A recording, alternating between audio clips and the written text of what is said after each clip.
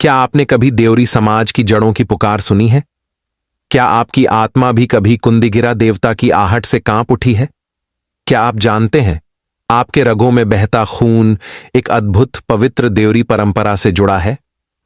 नमस्ते दोस्तों, मैं उज्जल आप सभी का दिल से स्वागत करता हूं हमारे इस खास सफर में। एक ऐसा सफर जहां हम अपनी खोई हुई पहचान, अपनी संस्कृति और अपने देवतुल्य पूर्वजों की विरासत को फिर से जानने, समझने और महसूस करने चल पड़े हैं।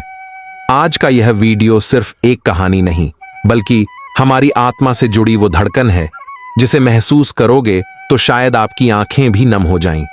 तो आइए मेरे साथ, उज्जल के साथ, उस अनसुने इतिहास की ओर जो हमारी रगों में आज भी जिंदा है। कुंदीगिरा इस मनोरम धरती पर रहकर जीवों की सृष्टि की और कई कार्यों को पूर्ण करके पुनः सृष्टि लोक को प्रस्थान कर गई, ऐसा विश्वास किया जाता है। देवरी लोग स्वयं को कुंदीगिरा की संतान या वंशज मानते हैं। इसीलिए देवशाल में देवरी लोग आदिकाल से कुंदीगिरा की कुंदी धर्म की समस्त विधियों के अनुसार पूजा अर्चना करते आ रहे हैं। में या लेपेदुर अर्थात बकरी की बलि देने से देवता की मनोकामना पूरी होती है और दुख दरिद्रता का नाश होता है, भाग्यवान होता है और राजभोग भी पाने में सक्षम होता है। देकुमुर अर्थात हंस की बलि देने से देवता के शत्रु तथा अशुभ दिनों का नाश होता है। दुचिरी या पार चिड़िया की बलि से देवता का मंगल होता है और अशांति नष्ट होती है। अरिहना आरती देने से करने वाला सभी संकटों से मुक्त होता है। सुपारी पान देने से मिदिगिराची देवता प्रसन्न होते हैं। दीपक जलाकर सेवा करने से ज्ञान बुद्धि की वृद्धि होती है। धूप धुना जलाकर सेवा करने से मिदिगिरा गिराची का आशीर्वाद प्राप्त होता है। एकाग्रचित्त से ध्यान और स्मरण करने से आध्यात्मिकता और ज्ञान की वृद्धि होती है। देवरी लोगों की मान्यता है कि उपरोक्त में से किसी भी उपाय से कुंदीगिरा गिराची की पूजा अर्चना की जाए तो मोक्ष की प्राप्ति होती है, शांति मिलती है और परलोक में बैकुंठ की गति मिल सकती है। देवरी समाज में विश्वास किया जाता है कि उपरोक्त में से किसी भी 5 अर्थात पंच बलि पूजन से दीर्घायु, उत्तम स्वास्थ्य, धन की प्राप्ति, सुपुत्र की प्राप्ति, राजभोग, युद्ध में विजय के साथ साथ रोग, अकाल मृत्यु, धनहानि, संतान का नाश आदि सभी प्रकार के दुख दरिद्रता से मुक्ति मिल सकती है और परलोक में भी मोक्ष प्राप्त होता है। उपरोक्त 4 कुंदीगिरा के या गृहों के अतिरिक्त और भी 3 कुंदी के गृह हैं। वे हैं तमोली घर, तुलाकुच्च आरके गुई पेंचुबिच्छ आंच, मरोंघर और आलही घर। देवशाल या देगर की कुंदीगिरा के समस्त देव कार्य संपन्न कराने के लिए देवरी समाज से गांव के ज्ञानी, पवित्र, निष्कलंक कुंदीगिरा के प्रति श्रद्धा रखने वाले लोगों को क्रमशः 1 बड़ देवरी, 2 छोटा देवरी, 3 बड़ भराली, 4 छोटा भराली, 5 रांधनी, 6 बड़परिया, 7 छोटा परिया, 8 तमोली, 9 पानी तोलने वाला, 10 बारिक और 11 खेलुआ बरा आदि पमिया या पूजारी पदों पर समाज नियुक्त करता है। इन सभी के चयन के साथ ही देवरी परंपरा के अनुसार मिदिकू के लिए जिकुरेबा अर्थात स्नान का विधान है। कहा जाता है कि पूर्व काल में इन पमिया लोगों को स्नान कराने के पश्चात मिदिकू की भाषा अर्थात देव भाषा या मंत्र स्वयं देवता सिखाया करते थे, परंतु वर्तमान में ज्येष्ठ पुजारी से कनिष्ठ पुजारी मंत्र आदि सीखते हैं। देवरी पुजारी बलि विधान करने से पहले गांव के सभी लोगों के मंगल के लिए कुंदीगिरा के समक्ष शांति जल मांगकर प्रार्थना करते हैं। जन विश्वास है कि कुंदीकू का यह शांति जल पीने से, शरीर पर डालने और घर में छिड़कने से उस घर की सभी दुख दरिद्रता नष्ट हो जाती है और घर में शांति आती है। इतिहास में उल्लेख है कि 1995 तक अहोम राजा गौरीनाथ सिंह ने शदिया मंदिर के 4 देवरी पुजारियों से दूर स्थित रंगपुर तक राजा और प्रजा के मंगलार्थ निर्माली और शांति जल मंगवाकर राजकार्य चलाया था। देवरी समाज में यदि कोई व्यक्ति पाप कर्म या अपराध करता है तो पमिया या पुजारी मंत्रों का उच्चारण करके कुंदीगिरा से शांति जल मांगते हैं और उस व्यक्ति को पिलाकर स्नान कराकर प्रायश्चित कराते हैं और अंत में देवशाल में विधि पूर्वक उस व्यक्ति को पाप से मुक्त किया जाता है। देवरी धर्म के व्यक्ति यदि किसी अन्य धर्म की कन्या से विवाह कर लेते हैं तो भी पमिया इस रीति से उन्हें शुद्ध करते हैं। यह प्रथा देवरी समाज में आज भी प्रचलित है। आज भी लोग विश्वास करते हैं। विश्वास से ही ईश्वर मिलते हैं, तर्क से दूर हो जाते हैं। इसी विश्वास के बल पर देवरी समाज आज भी देवरी धर्म या कुंदी धर्म को बनाए रखे हुए है। देवरी समाज में यदि कोई विवाद या झगड़ा होता है तो देवशाल में पमिया लोगों की सलाह से उसे सुलझाया जाता है। गांव की विभिन्न विकास योजनाओं पर भी देवशाल या देगर में पमिया और ग्रामवासियों की उपस्थिति में चर्चा और निर्णय लिया जाता है। अतः देवरी समाज कभी भी देवशाल के महत्व को नकार नहीं सकता। देवूठा का महत्व, फल और वैज्ञानिक दृष्टिकोण। मिदिकाबा या देवूठा या गोसानी उठना। बोहाग बिहू के समय में ही मिदिकाबा या देवूठा परिलक्षित होता है। पहले ऐसा देखा गया कि गांव के युवक लोग देवूठा के एक दिन पूर्व उस व्यक्ति के घर जाकर सुपारी पान की टोपोली बांधकर कुंदीगिरा की सेवा करते थे और देवता के उठने की प्रार्थना करते थे। तभी देवूठा या गोसानी उठने का दृश्य दिखाई देता था। लेकिन वर्तमान में यह प्रथा कुछ हद तक बदल गई है।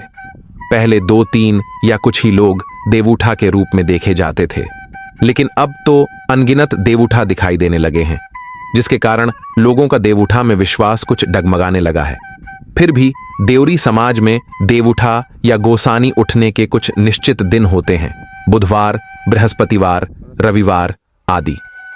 देवूठा वाले दिन गांव के ढोलिये लोग ढोल ताल को विशेष सुरों में बजाकर गोसानी को आमंत्रित करते हैं। यदि देवूठा प्रकट होता है तो उसके घर के लोग उसे स्नान कराते हैं और देवता के वस्त्र पहनाते हैं। सभी लोग उसकी सेवा करते हैं और कुंदी मामा से प्रार्थना करते हैं कि उन्हें कष्ट न दें।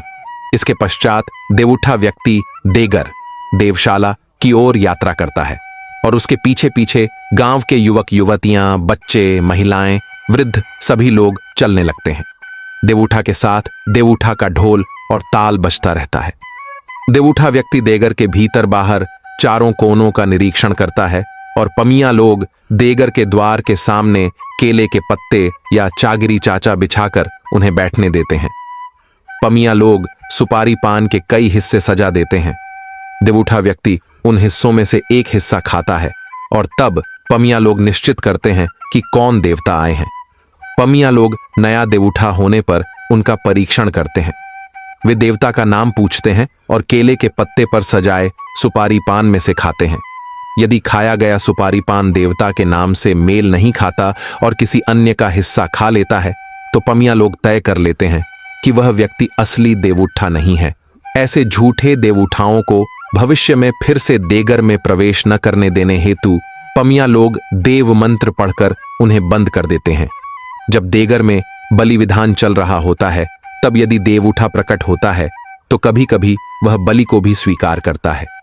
विशेषकर बोहाग बिहू में देवूठा प्रथा होती है, लेकिन जब देश में अमंगल या आपदा आने वाली होती है तो भी देवूठा का प्राकट्य होता है और ऐसी आपदा से बचने के लिए देवूठा लोग विभिन्न सुझाव और मार्गदर्शन देते हैं। जन विश्वास के अनुसार जिसके शरीर में पुण्यात्मा होती है उसी में देवता अवतरित होते हैं। बोहाग बिहू के कुछ दिन पूर्व से ही जिस व्यक्ति में देवूठा होता है उसकी खानपान, व्यवहार, आचरण आदि में भिन्न गतिविधियां देखने को मिलती हैं। जब वह व्यक्ति देगर में जाकर पमिया द्वारा सजाई हुई आसन पर बैठता है तब पमिया लोग देश, गांव और लोगों के भविष्य की बातें पूछते हैं और देवूठा व्यक्ति विभिन्न भविष्यवाणियां करता है।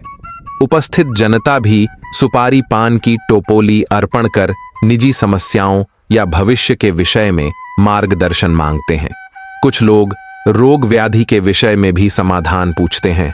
देवूठा व्यक्ति उनका मार्गदर्शन करता है। देवूठा लोग कभी कभी देवध्वनि और नृत्य भी करते हैं। समय होने पर पमिया द्वारा दिए गए सुपारी पान खाकर स्नान कर वे देगर से वापस लौटते हैं। जिस घर से देवूठा हुआ होता है वहां के लोग एक स्वच्छ सफेद चादर बिछाते हैं और देवूठा व्यक्ति स्नान करके लेटता है और फिर उठकर सामान्य मनुष्य की तरह बातें करना शुरू करता है। विशेषकर देखा गया है कि यह देवूठा की घटना शाक्त धर्म के लोगों में अधिक पाई जाती है। देवूठा के समय देवूठा व्यक्ति की स्वयं की मानवीय प्रवृत्ति नहीं दिखाई देती। वे पूर्णतः देवताओं के स्वर में बात करते हैं। विज्ञान भी मानता है कि आत्मा अमर होती है। यदि आत्मा अमर है तो वह मृत्यु के पश्चात कहां जाती है? निश्चित ही वह इस ब्रह्मांड में विचरण करती रहती है।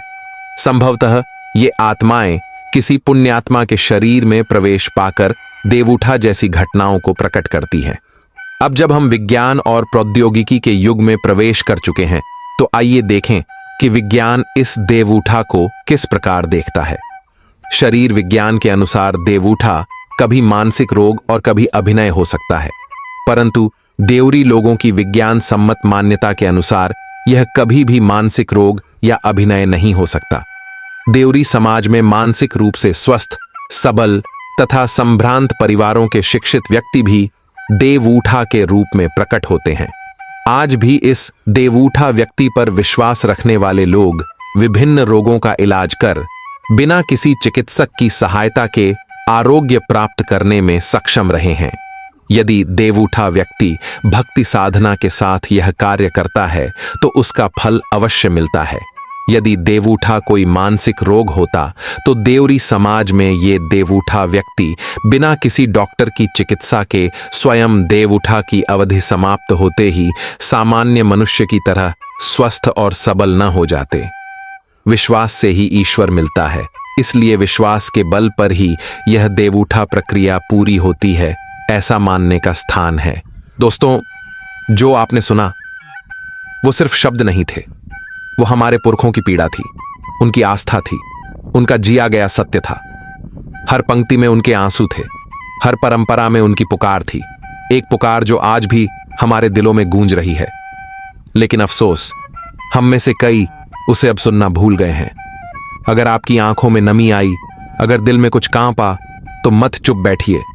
इस आवाज को दबने मत दीजिए। इसे इतना शेयर कीजिए कि वो हर देवरी बेटे बेटी तक पहुंचे जो अपनी जड़ों से दूर होते जा रहे हैं। जिनके पास इतिहास है वही वास्तव में जिंदा है। तो आइए मिलकर अपने इतिहास को जिंदा रखें। लाइक कीजिए, कमेंट करके जरूर बताइए आपको कैसा लगा। आपके एक शब्द से हौसला मिलेगा। और अगर आपने इस जज्बे को दिल से महसूस किया तो शेयर कीजिए और इस मुहिम में दिल से साथ दीजिए। हमारे फेसबुक पेज को फॉलो करें और यूट्यूब चैनल को सब्सक्राइब करें, क्योंकि हम लाते रहेंगे वो कहानियां जो सिर्फ सुनी नहीं जाती, महसूस की जाती है। मैं उज्जवल वादा करती हूं, अगर आप दिल से साथ देंगे तो मैं भी हर बार दिल से ऐसी ही सच्ची कहानियां लेकर आती रहूंगी। धन्यवाद। दिल से उज्जवल।